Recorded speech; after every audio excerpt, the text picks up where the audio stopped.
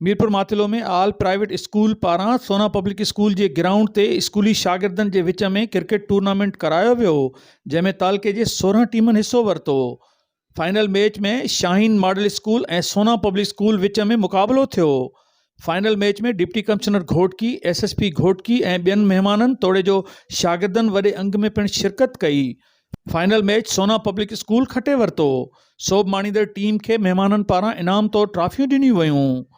Sports events ऐं जेके extra curricular activities आहिनि उहे हमेशह सुठियूं हूंदियूं आहिनि। सेहतमंद माशरो उन में थींदो आहे ऐं अहिड़ियूं एक्टिविटीज़ मज़ीद थियणु घुरिजनि। ऐं उन सां गॾोगॾु पूरो ईयर जो स्पोर्ट्स कैलेंडर असां ठाहियो आहे ऐं इंशाल्लाह तमामु नालो अथसि डिस्ट्रिक्ट लेवल ते गवर्नमेंट स्कूल्स ऐं प्राइवेट स्कूल्स सभिनि जा इहे इवेंट्स त चाहे प्रोफेशनल जेके स्पोर्ट्स वारा आहिनि उन्हनि जा इहे तमामु इवेंट्स कराया वेंदा इंशाल्लाह। मीरपुर माथिले जी तारीख़ जो सभ खां वॾो टूर्नामेंट आहे प्राइवेट स्कूल्स जो।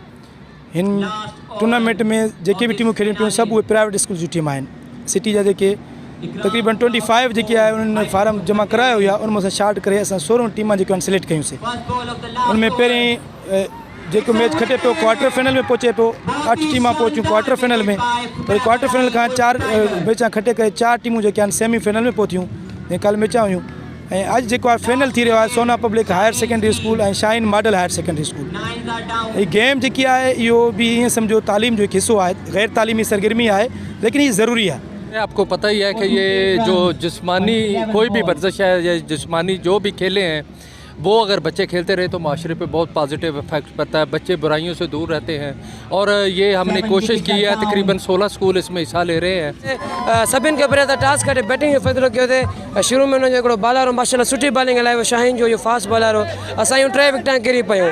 ठीकु आहे, पोइ जेको आहे मां पाण कैप्टन ज़िम्मेवारी खयो। मां चयुमि जेसिताईं मां आहियां त मां टीम ज़िंदा आहे। अञा मां आयुमि ऐं अल्हम्दुलिल्लाह बहितरीन कारकर्दगी ॾेखारी। डिप्टी कमिश्नर घोटकी आगा शेर ज़मान, SSP घोटकी अनवर खत्रियान चयो आहे त नौजवाननि जी ज़हनी ऐं जिस्मानी नशोनुमा लाइ रांदियुनि जा मुक़ाबला ईअं ई अहम आहिनि जीअं तालीमी सरगर्मियूं अहमियत रखनि थियूं।